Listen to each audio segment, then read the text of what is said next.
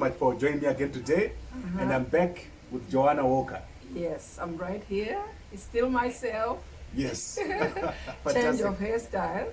It's beautiful. I love it. Thank you. Right. So, Joanna, today we're going to have a very interesting discussion, very in depth, and Okay. I hope you will be feeling comfortable to talk to us about this subject. Okay. Yeah, go ahead. Okay. Let's start with the marriages. That's where we ended yesterday. Yes. You said you have 4 marriages. Yes. How do you think people feel when you tell them you had 4 marriages? Do you think people judge you? Of course they do, and I actually expect them to judge me in whatever way they do, because I think, as I said, the social constructs and traditions and all other, the whole society, what they expect of someone. I mean, it's getting better, it's getting more different, but I still I would be surprised if people didn't judge me actually, but I know they do. Okay. Yes. Do you judge yourself? Not anymore. I'll tell you why. It's because I know how I got to have that kind of life. Okay. I understand it, and I don't expect everybody to understand how I got there, because people only know, oh, you married now the 3rd time, you married the 4th time, but they don't know in between. But sometimes when people who really know my story, and I have the privilege of explaining, Yes. or maybe they've walked with me in life, they can fully understand how that came to be. Nevertheless, they can still have their own reservations, Yes. because some people would have chosen to stay in marriages that I walked away from. Maybe some people could have stayed, and some people have stayed in worse marriages than I walked away from. So it actually depends on everyone's situation. But I chose to walk away. I chose to walk away. So other people choose to leave, or other people they marry once, and if it fails, they just don't marry again. So it's choices. But yes, I am judged. Yes. Yeah, I am judged very much. But Okay. that's my life. So the important thing for me was you said you don't judge yourself. You're comfortable with Yes. yourself and the lessons that you've learned Yes. from your experiences. Yes, exactly. And so that brings us to where, that's why who I am. Yes. That's why I have the passion I have. Okay. That's why I have something to tell and help other people, that they don't have to have 4 marriages to get it right. So if someone wanted to do marriage counseling right now, It's me. you would be able to tell them Absolutely. this is what you need to do. Absolutely. I help people, and I talk to people about relationships. And I remember one time a friend, a really genuine friend, said, "Oh, but Joanna, maybe you're not the one to be talking to people, or even maybe my children, about being a single mom or doing." I said, "No, I am the right person." Yes. Because now I'm telling you, girl, don't do it, don't go there. I can tell you, don't go that way, because I know that's how I got myself in this position, because I did things the way you're doing it now. So I'm qualified, because I can tell you what not to do. Okay, but right now as you speak, Yes, you are married. yes, I married happily. Okay, Yes. let's start there. Yeah, okay. How did you meet your current husband? Actually, to be honest and candid, I met him online. Wow. Yes. Yes. I Okay. met him online. This is getting more and more interesting. Yeah, I mean, you know what? There were times, even ourselves, when people would ask us in the beginning, because that time people were very judgmental Yes. about meeting people online, and there's this myth that, oh my God, if someone is online, they're not. So what I used to say to some people, say, "Do you know who's online? I'm online. You're online. Yes. It's people." The same people that are in a pub, wherever, they are the same people who register to be online. So these people online are not coming from Mars. Okay. They're the same people who, I mean, you're on LinkedIn or I'm something. everywhere. You're everywhere. Yes. You're online. Yeah. but now you are here as a person. You are at your house as a person. But you first of all saw me online. Yes, but you are still the same person. Okay, very so interesting. whether you are wicked, Yeah. you are good, you are a murderer, you are whatever, you can be a murderer in your house. Yeah. You can be a murderer online. So it's like there's this thing that when people are online, oh my God, you know, like wow. So in the beginning, as we talked about judgment, even up to now, people still judge people meeting people online. Okay. So that's another area. Maybe Okay, what website was it? No, I'll tell you the story. Yeah. I was actually just separated from my husband before this one, and I was staying with my sister, my younger sister, in the UK. Okay. So then one of her friends came, to hang out with us and all that. So it was like a gaily night, we're just chit-chatting. And then, she said, Vakoma, you're a bit fussy, and, I think, for you to really meet someone and what have you, why don't you try online? I actually said to her, what are you talking about?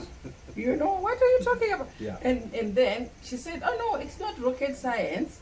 What we'll do right now, go to your makeup, okay, fine. We just take 2-3 pictures, just try it. And then she just took some pictures of mine and she put online. And my God, when I woke up, my inbox was overflowing. Okay. So like I was overwhelmed because at the time I didn't really understand how to do it. But as soon as I learned how to, to put filters, to really zero in as to what you really want. Yes. Because remember, by this time I've learned my lesson. Yeah. I'm not going to repeat the previous mistakes. Okay. So yeah, that's one of my biggest lessons, Basics 101. That the things that you've learned in life, you can't keep doing the same thing and expect different results. So there were changes that I had to make in my life so that this time I'll get it right. So that's how I got online. So she put me, it was Girls Go Free, something like that. Yeah. Girls Go Free. But anyway, eventually I also began to see which websites had the sort of the niche of person that I wanted to meet. Okay. Because this time I knew what I wanted. And then if I really didn't know what I wanted, I knew what I didn't want. Okay. So that was good as well. Wow, that's amazing. So your current husband, you've been together for how long? We've known each other for 10 years. 10 years? Yes. Okay. And then we've been married now for 2 years. Okay. Going into our 3rd year. Wow. But we've known each other for 10 years. Okay, that's good. So, before him, what happened? Who were you married to? Oh well, that one is that was kind of I'll be very brief on this one. Yes. Anyway, this guy, look now the difference. I met this person online, my current husband. Yes. And it's working very well, very good, no drama. Yeah. But the person I met socially, in very civilized ways and all this and conventional ways, it turned up to be a disaster. Okay, you met him where? I met him at a restaurant in Banstead, in Surrey. In UK? In UK, yes. Okay, what year was this? What year was, oh my God, I've been with Chris 10 years. So I think 5 years prior, because I was with him for about 5 years. Okay, so that was probably 2004? 4, 5. Okay. So you met him 2004. What happened? You got married in the UK? Yes, but we had to have a traditional marriage. We didn't marry. Like civic offices. He married me. He paid dowry and all that. He was Zimbabwean? No. He was also British? Yes. So that's one point again, which is Yes. controversial. Yes. No, you look like you're gonna be scared.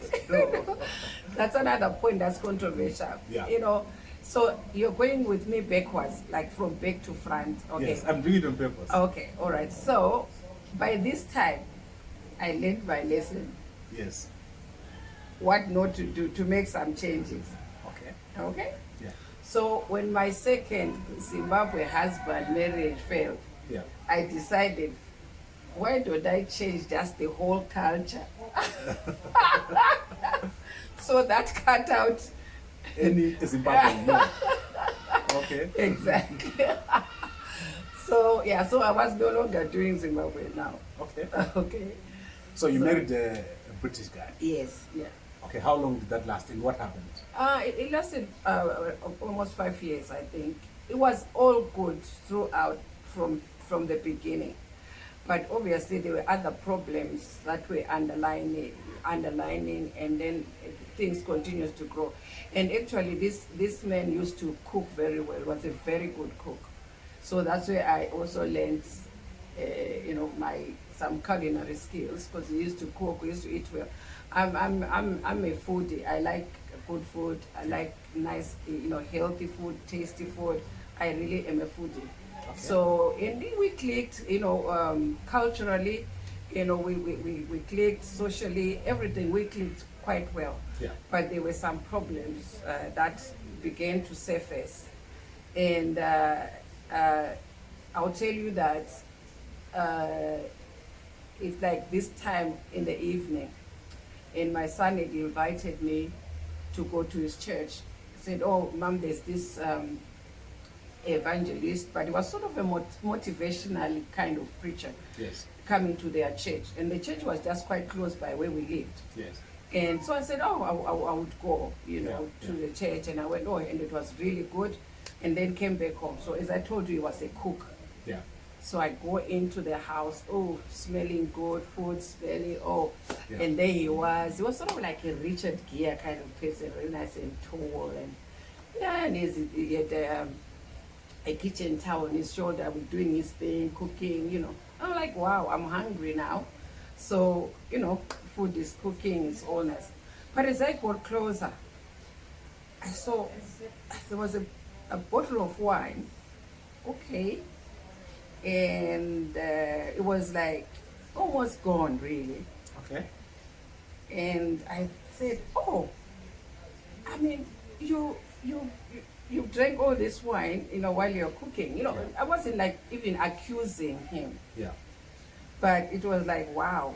And it had happened before, and also, I used for cooking. I said, you can't use all this wine in the food, otherwise it will spoil the food. Yeah. So anyway, then he got really angry. Like, you're being judgmental, you're being nasty, you're ungrateful. Instead of appreciating that I've cooked food for you, you're accusing me of being an alcoholic. Oh my God, he was really angry. Like, I was like taken aback, because I was just coming from church. I didn't expect that.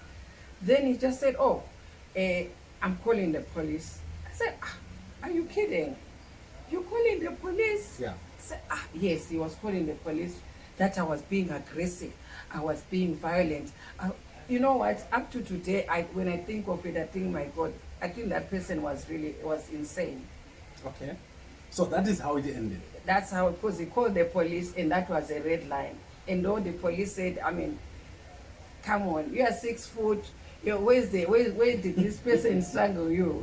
So in the end, then my sister now and my daughter, they came, they said, no, we can't be dealing with police, because we're immigrants and stuff like that. We can't be dealing with that.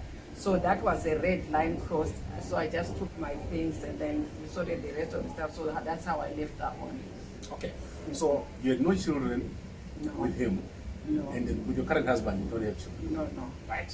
Let's go to husband number 2, Zimbabwean guy. Where did you meet this guy? In church. In Zimbabwe. Yes. You were still. Yeah, I used to go to hear the word. Okay, in Harare. Ministries, yes. Okay, so that's where also we went to church with all the Masiwas as well, and Yes. we heard the word church. Okay. Yeah, so I was quite active in that church. Was that Mafu? No, Mafu was my first husband. Okay. Who was this? This one was Manasseh. Manasseh. Okay. Okay. Right. So what happened? Was he rich? No, he was okay. He was a chartered accountant, and he worked for very good firm and whatever. So we're comfortable. We're okay. And Yes. you met him which year? I met him maybe 1991. Okay, so it lasted about 3 to 4 years. Yeah, no, it lasted 7 years. I think it lasted 7 years. 7 years, okay. Yes, that one lasted 7 years. And you had how many children? I already had my children. So you never had children with him? No. Okay, nice. So you met him at church. Mm-hmm. Did he ask you out, or did someone else approach you on his behalf? No, but you know, at church, what happens at church is that, you know, you get to interact with people and all that. And actually he was younger than me. Okay. So that was another issue, you know, with people in. And then I think we just got to, you know, pray together, sing together, and we were ushers. He was also an usher. Yes. So we ushered, and then, you know, let's have lunch, sister, so and so and so and so and so. And we got closer and closer, and then here we were. Okay. What went wrong? It was wrong from the get-go. Of course, I made a mistake because I think he was quite controlling. He was quite an insecure person. And all the red lights were on, the red lights were flashing, and it was my fault because I ignored those red lights. Okay. And we were working in government at that time? At that time, actually, I was working for Makamba then. Okay. So that's when the whole thing unraveled. Okay. Because he was kind of jealous that I was working in those offices, meeting all these important people, going to all these functions and what have you. So because of his insecurity, after we got married in church, everything, when we went for the honeymoon, actually my marriage should have ended that honeymoon night. Okay. Because when we went to the honeymoon, that's when he said, it's either you're going back to your job or you can't be my wife. On the very night when you got married? Yes. Did you guys have a wedding? Yes, we had a big white wedding, a church wedding. And he had a wedding? Yes. Okay. And he said, either you go to your job or you go with me. Yeah. And what did he say? First of all, I really thought he would change his mind because I didn't see the logic. Okay. So I said, but what is that got to do with anything? He said, okay. I said, but I can't just leave my job just like that, you know. So he said, okay, he thinks that he can look and take care of me, take care of everything. So I don't have to go to the job. I said, but what's wrong? He wouldn't come out and say, you know, what was wrong with the job. Okay. But looking at it, I think because of the way the job was, he thought that it exposed me to all this glamour, whatever, high-powered to dangerous men, environment and everything.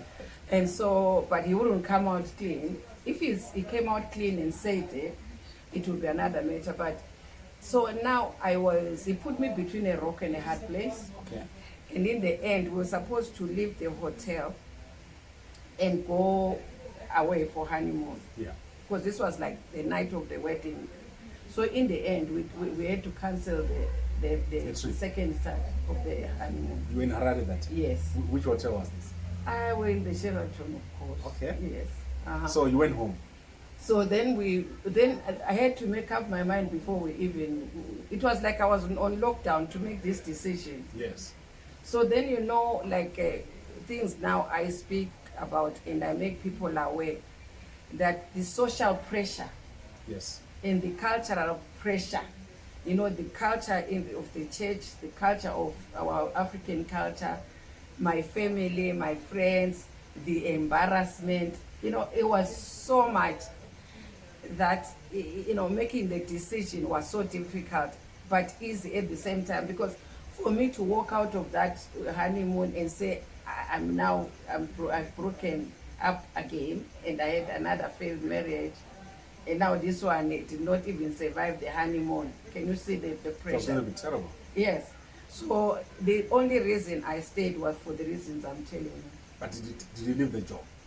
I had to. Then when I told my boss, Makamba, he said he'd never advised anyone, including his sisters, to leave a marriage. But he said, this is not a marriage, because someone cannot put you in between a rock and hard place to make you make such a hard choice. And no one saw any reason or logic why someone would say that. So, Okay. but in the end, my boss said, I don't know, it's up to you, but anytime you want to come back, you're welcome to come back, because we worked together very well. I did my job very well. I was good at my job, and I loved my job. And I actually loved even the environment that, the people I was working with and the things we were doing. But I had to, so he wanted me to be home. Okay. How was it being home when you didn't have kids? I didn't stay at home because my kids actually, because we're doing this back to France, my kids were still young. Yes. And they were staying in Bulawayo. Yeah. So I came to Harare, so because the jobs in Harare, they paid better. Yes. So that I was able to support my kids. Yes. But then the thing is, I didn't stay at home. Yeah. Because I'm not the one to stay at home. So that's why I began to be very involved with the church. Okay. I did hospital visits. Okay. When there was a lady also, she was a housewife, but very wealthy husband. She ran the ministry, the hospital ministry. Yes. So I threw myself into that. Yeah. Her name was Nikki, and with a little team of people would go to hospitals to pray with people, Yeah. support people every week. And also I used also to go to prayer meetings and other things. And also I then started Bible school, because here they had the Bible course. Yeah. So I joined that. So I was now with a degree. I got the degree in biblical studies. So you're a pastor? So, yeah, I'm a pastor in my own right. I'm a pastor. I'm a preacher. Don't get me preaching. This is amazing. I like the way you just got into how you became a pastor. Yes. Did they ordain you here? No, I graduated, but we were given ministry, and I think I was involved with the prayer ministry. Yes. With the women ministry. Yeah. I was also involved in, we started even what we called a sort of like a deliverance ministry, praying for people and stuff like that. So yeah, I was involved in church things. Okay. And also on the side, I started a little designing clothes. Okay. So I had my designer, I had my machinist, and I had my presser in a little room. So because I love fashion, I used to buy source material, design clothes. So even Mrs. Masewa bought my clothes, Miss Chanakira, so I used to sort of, do that on the side as well. So I did not just go home and fold my hand. Although I could tell, he wanted me to be like a home person, but he couldn't, contain me. Okay. So, what went wrong? How did it end? I mean, that insecurity and that jealousy and whatever, it really became ridiculous. Yes. Because, mind you, I said I made a mistake from the get-go. Yeah. And things did not improve. That jealousy, that control, that, his job was to put me down. Okay. So, at the end, was he beating you? No, never. What did he do? Undermine you? Like undermine me, belittle me, and just the constant nagging and accusation. We stopped going out because each time we went anywhere, including church, yeah, I'll be sitting like you here in church. We get home, you say, "Oh, your knee was touching Pardon's knee in the church." Okay. Yes. So everywhere we went, there have to be a post-mortem. Okay. And whose decision I was looked, it? that person, you shook their hand, Really? and you're looking into them like that, and you kept, maybe you count a timer to say how long I was holding your hand. Ridiculous things like that. Okay. And whose decision was it not to have children? Was it an issue or was it a decision? No, we tried, but I lost, Okay. in the end, I lost. Yeah. Was that one of the things that brought the tension? No. Let me tell you something. Yeah. The nicest guys you can ever meet. Yes. The nicest person you can never meet. But he had this problem. He never womanized, he never hit me. He was not really a violent person, but in the end, he would get that jealous rage. He would get really worked up. Okay. And the in-laws? Did you guys have in-laws? Yeah, the in-laws, they didn't, because I was older than him. I was a previous marriage. I had children. They were not happy with me. So they were ashamed of you? Yes, they were not happy. I think even by the time we separated, we never really connected, because they were so anti, and also he was kind of their breadwinner. Yes.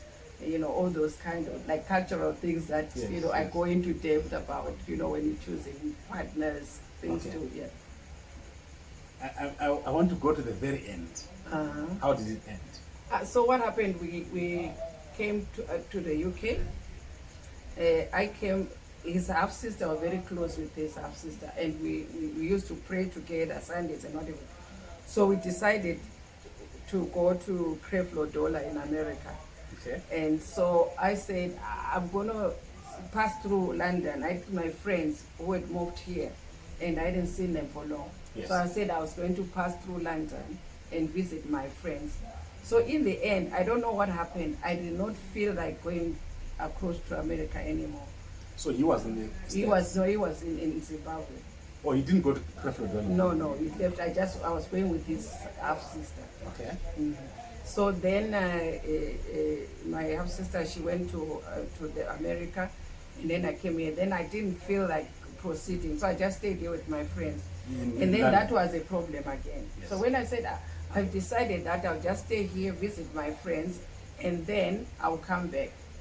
He said, if you're not going to America, tomorrow morning, you must be back in Harare.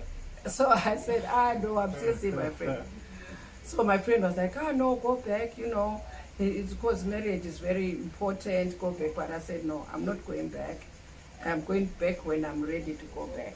So he said, if you don't come, by tomorrow the marriage is finished. Wow, just like that? Yes. So I said, okay, fine. So it was 24 hours. So I thought, now the marriage is finished. But anyway, I think he came to his senses and he said, no, it's okay. Then now, from saying the marriage is finished, if I don't come back, 2 days later it was like, I'm going to Cape Town to see some clients of mine.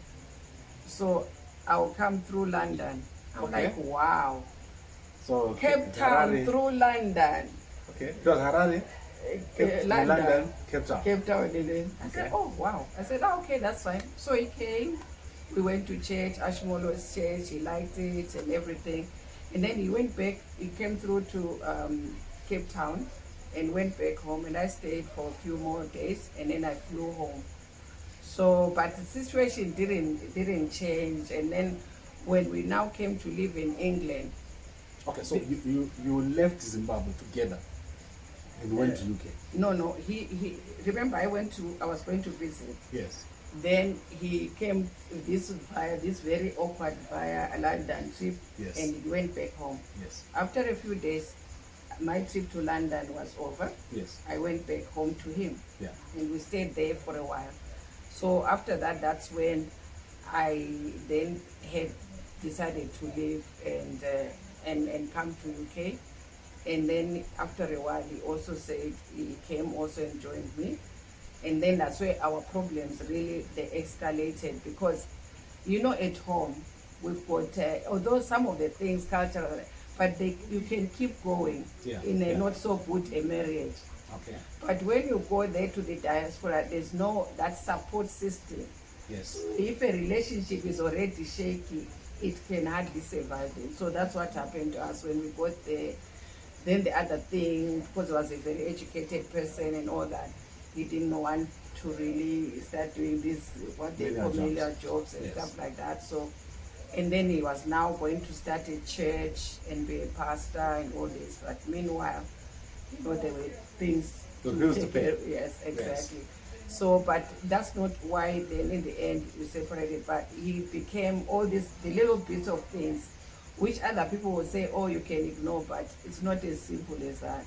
So in the end, he's decided to leave. So he called because that time I was working 24/7.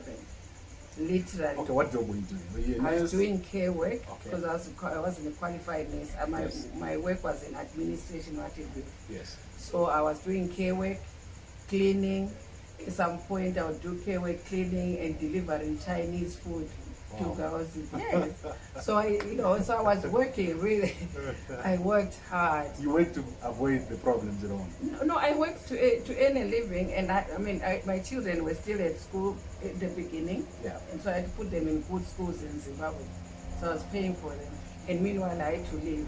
And I was also preparing a home so that when my kids come, we have a good home. So I worked hard. I worked until I was dizzy. I tell you, I worked really hard. So he went. He just left. He said, No, "I'm no, he leaving." said I was at work. Yeah. And then he spoke to the children. He said, I'm going to leave. Okay. He was really nice to my children. Your to children be were fair. now in the UK. Yes. Okay. He was really lovely to my children, really nice.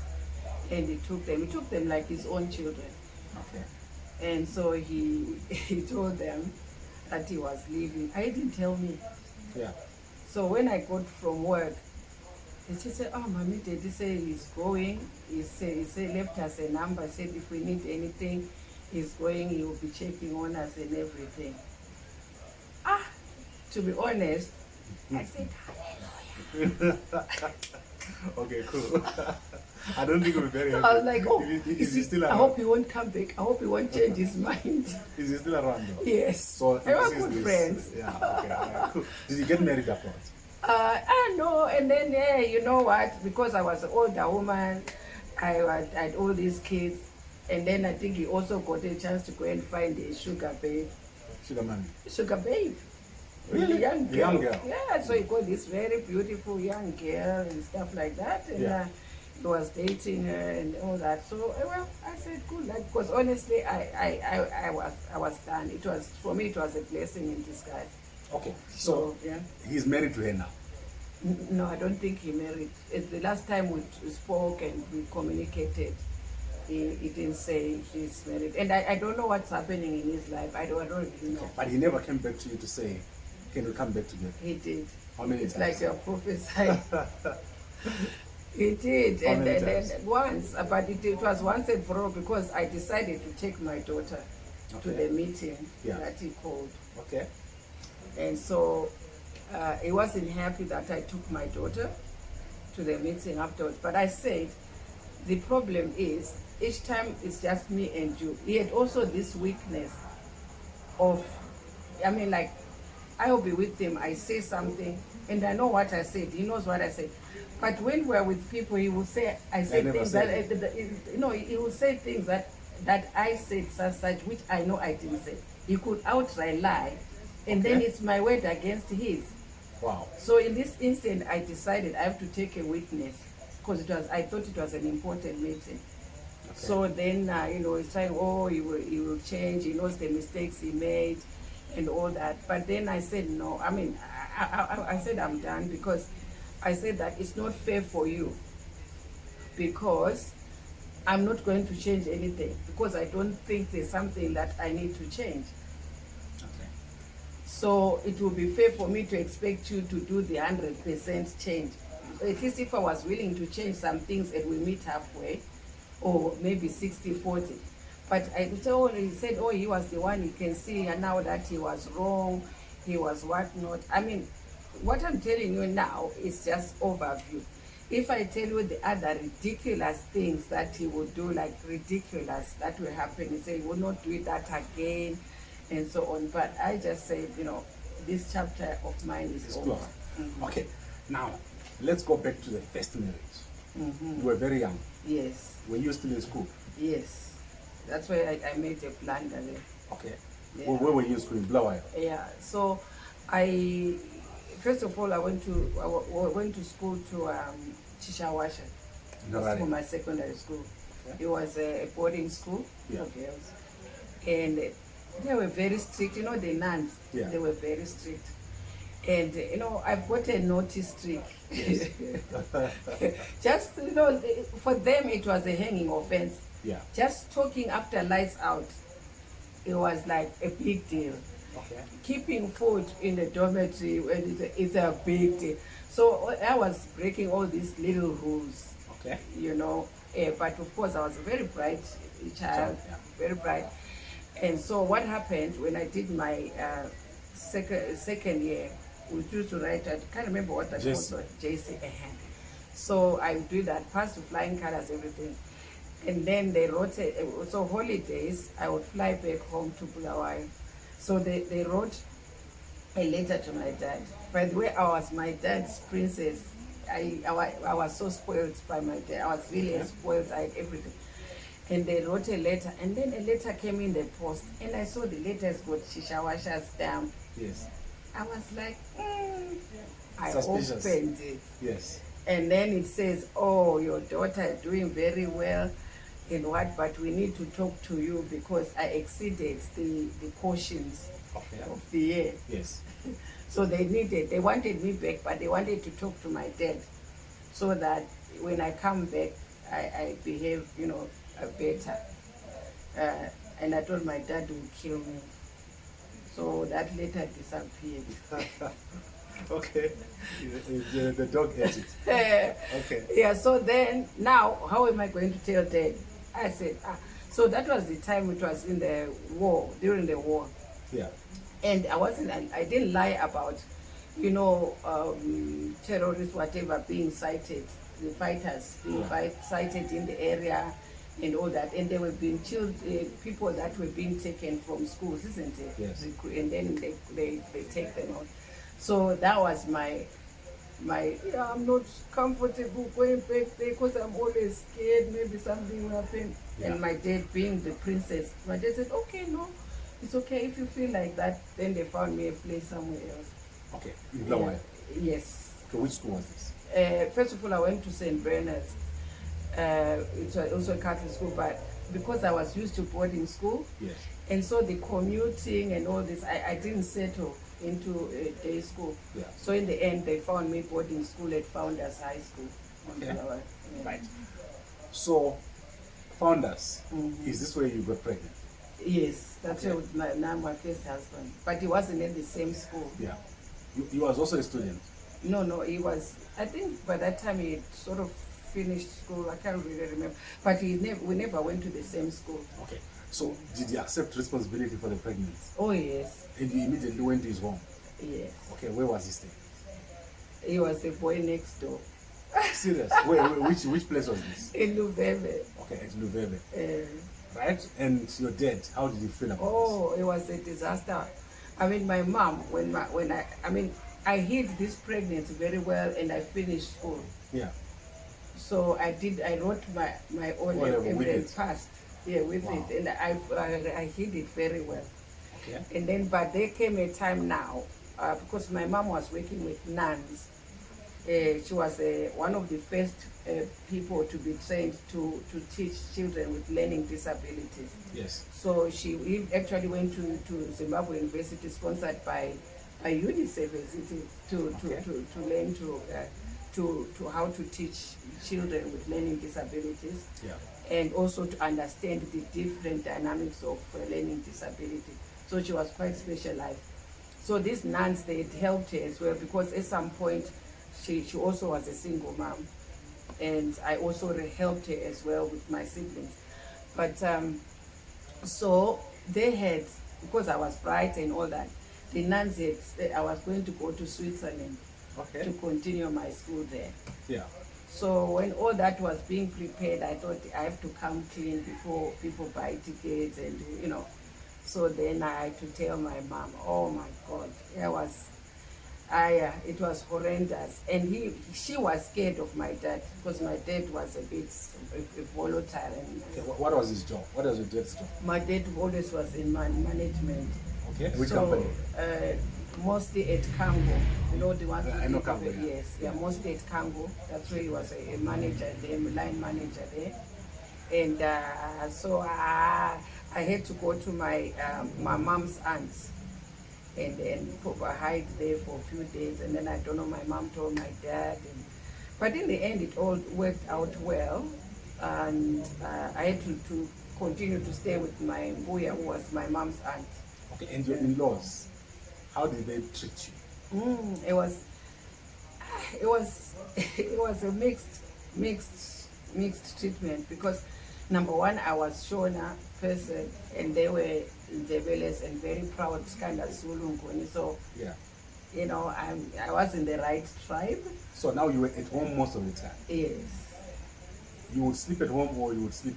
No, when I was pregnant, because when they discovered the pregnancy when it was advanced. Yeah. So we only went to my ex-husband's place to say, oh, this has happened. Yes. But I was still taken back to live with my grandma so that they'll look after me until I have the child. Okay. How long did that last, that relationship? It lasted also probably 7 years. Okay. And you had how many kids? With two. Two. So the total number of kids you've got is Four. Is four. Okay, others happened in between. I know afterwards. Afterwards. Okay, I think we'll go into that some other time. Yeah, okay. Is there a reason why this marriage ended? Yes. What happened? This one is very controversial. Yeah. It was nothing between the two of us, but there was a lot of interference and outside interference from his side.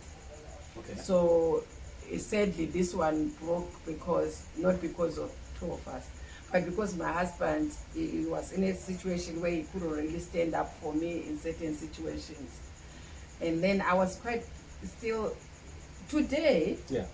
no, today I was going to leave my husband. That one for those reasons today. Yeah, for being. But no. That I would pull out punches. I would fight but I was young. Yes. And I didn't know any better, and it was too much for me. Okay. So I just said, you stay here, with your mom, and I'll go also to my mom. So you are now living next door to each other, but married? Or did your parents move? No. My grandma lived a bit further away. Okay. But then my mom moved also to live at the suburbs. Oh, so you left And that my house. dad was no longer at home because my dad also left us. Was that one of the reasons why you left? No, he should have. I mean, my mom's marriage shouldn't have lasted that long anyway. Yeah. You know, the way things were happening. But it wasn't because of me. There were other issues. Okay. How many were you in your family? 7. We are 7. You are 7. You are still 7. Yes. Wow, amazing. That's a blessing. Yes. So, the 7 of you Yes. were living next door to where you were married until they moved. Not much, because at that time, as it goes, my parents' marriage also was breaking. Yes. And so we didn't really live, when I was married, we didn't really live that long. Okay. So the other kids, how did they view you after you got pregnant? They were young, and I think, we just really carried on, because I think my dad also everybody came around quite quickly to the, so everybody just started supporting me.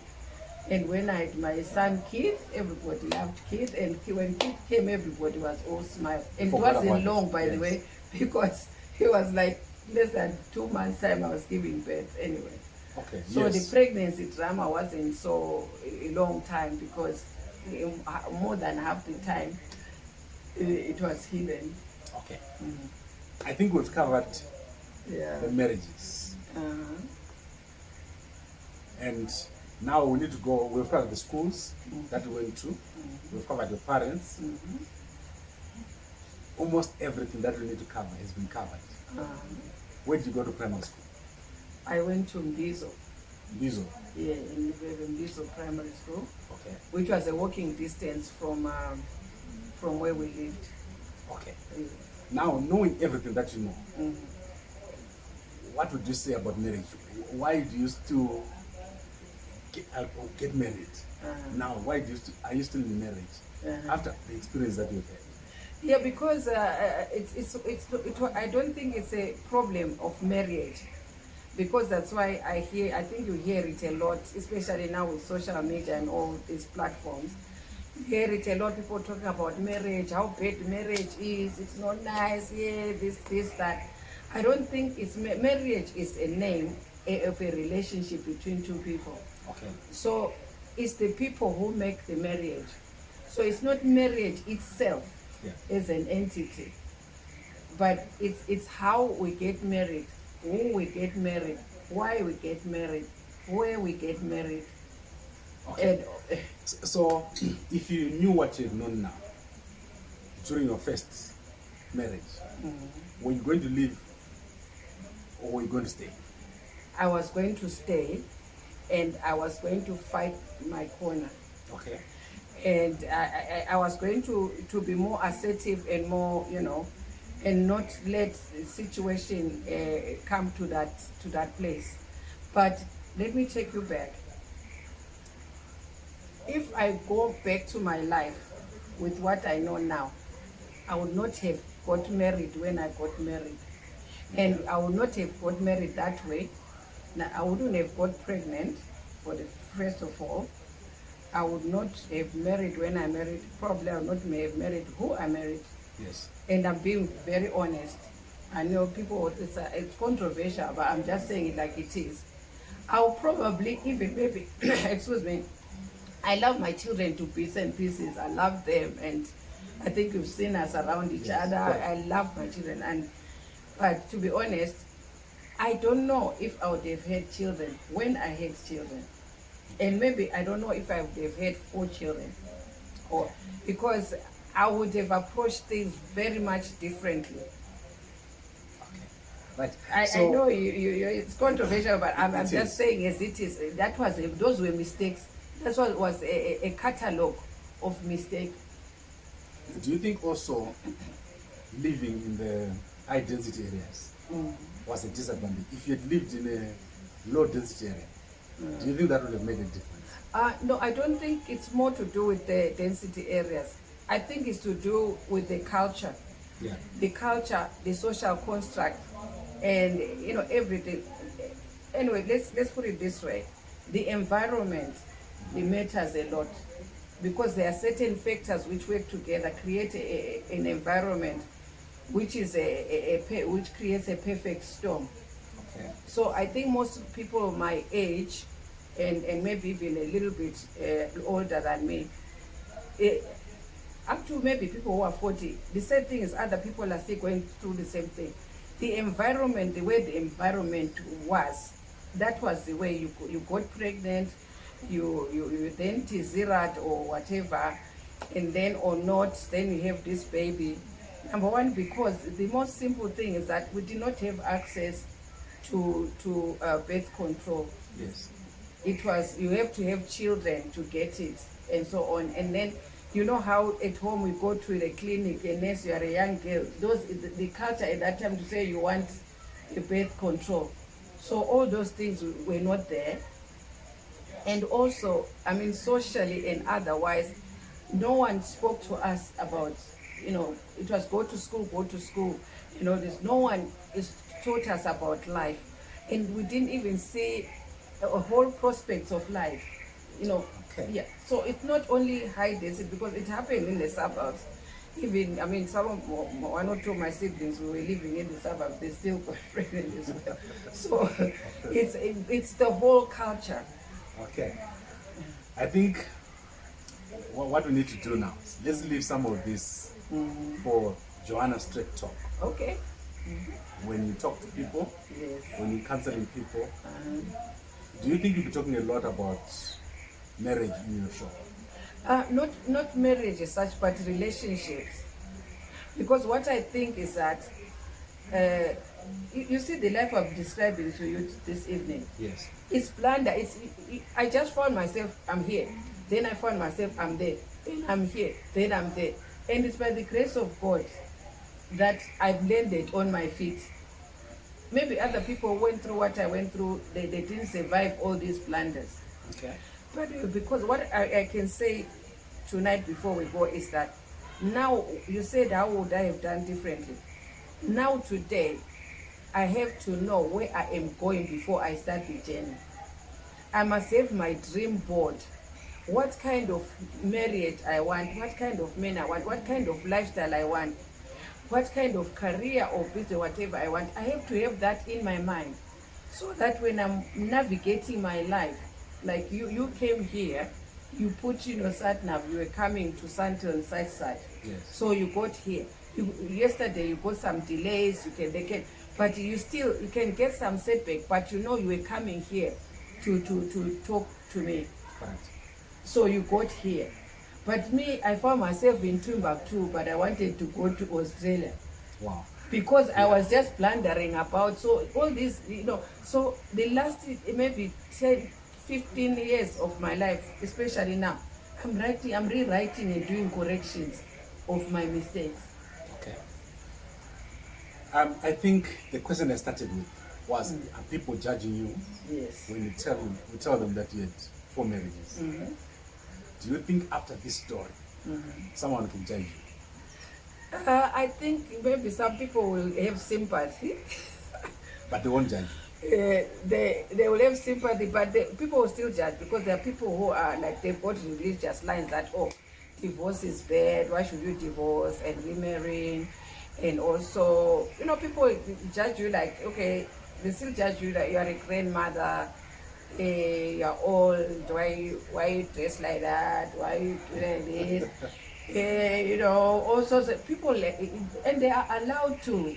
It's okay for people to, because that's what their opinion is. So we can't be hung out that people are judging you, otherwise you won't do anything. Okay. The reason is I'm asking you this question is because most people they judge a person before they understand. Okay. Yes. And I think now we got understanding. Good. I hope so. When I look at you, I understand exactly the circumstances that led you where you are. Yeah. And I can see that you don't have any regrets. No. You don't regret your life the way it is. No. It is a lesson for you. Yes. Okay. Is there anything that you want to say before we close this today's session? Because tomorrow we're going to be there. Okay. Yes. That's good. Yeah, well, what I can say today, like you heard Kambagwe saying, do people judge me? And I think it was a very good question, because I lived in shame, because those days getting pregnant in that environment, that situation, is very shameful. It's a disgrace to your family. It's you let people down. It brings shame on the family, and it brings shame on you. So that shame is like a garment, you carry it, and then there's that shame, and then at the time you get confused, and so on. But I thank God even for my parents and the support system that I had, that I navigated it. But I think there's just something that was in me that, no, I'm not going, that's how I live my life. It can be knocked down, but I have to get up, because I know that my life can be better. And I cannot be defined by a mistake or a misstep. So, maybe there are people out there that are in situations where you feel shame, or you feel disgrace, or feel regret. But you know what? Life can change and be so bubbly. And I sometimes you talking to me, so I forgot some things. I even forgot they happened. Yes. Because life can change and be so beautiful. But the bottom line is, you have to make changes, and you have to be strong and courageous. Make those changes. You have nothing to lose anyway. People they've already judged you, so there's nothing to lose. So just go for your life, pull yourself up and go. And surround yourself with the right people that will support you and understand you. But they mustn't love you the way you are. They must love you more. They don't want you to stay the way you are. They want your life to be better. So that's all I can say today. Okay. All right. I'm very, very happy with the discussion that we've had, almost an hour. And you're now a mother of 4, a grandmother of 12. Of 12. You've got 7 siblings. Yeah, 6 siblings. 6 siblings. Your mom and your dad, are they still alive? My mom passed away. Yeah. And your dad is still alive? My dad's still alive. Okay, what happened to the mom? Oh, my mom, she got ill. She had, high blood pressure and stuff like that. Were you in the UK at that time? Yes. And you were not able to be with her when she passed away? Yeah, my sister was there. My sister is the one who went and was with her. Okay. But it's something which really touched you, that you couldn't be there when she passed away. Yes. And most Zimbabweans have got this story. When my own mother passed away, we were not there. Yeah, it's very So painful. it's a- Even when she's ill and all that, yeah, you know, you do videos, you do this and that, but you know, like I say, my sister went about twice, 3 times, and even up to the time that towards the end and all that. But yeah, it was painful. It was really painful. Yeah. Right. So I think this has been very interesting discussion, and people now know you a bit more. A bit more, yeah. There's somewhere where we're going. Yeah, okay. It will take a long time to. You've got so many experiences that we need to unpack, and it will take these 2 weeks to do. I still need time for sightseeing. Yes, yes. But in the evenings, we will do these discussions, and anyone who wants to contact Joanna, the number is on the screen. WhatsApp, set up time, and have a discussion. Okay. But where we're going is, we want to create value. Okay. So it's not just talking. Yeah. We want to create value because there's something that we want to give back to society. Absolutely. Okay. Absolutely. Yeah. Right. I think my part is finished, and as usual, you're going to sign out. Okay. Anyway, I really hope that you're enjoying listening to us, and that it's helping you to change your life, or to be inspired, or to just, really look at your life, how it is now, and also what you can change. But otherwise, we're just happy that you guys are really listening, and you're staying with us on this live, and we've got many views and many good comments, and I was inspired actually by a lot of your messages that you send me personally. I wasn't expecting them, and I really thank you for your support, and I hope you continue to support us. And as he says, we're unpacking this suitcase. There's still quite more in this very full suitcase. So good evening, and enjoy your evening, and hopefully the ones in the UK, fingers crossed, I hope your party won. Okay. Right, thank you very much. Okay. And thank you very much, Joanna, for taking so much time. We'll be back tomorrow. Yes. And for everyone who is watching, please like Gambako Media wherever you find it. Thank you very much. All right.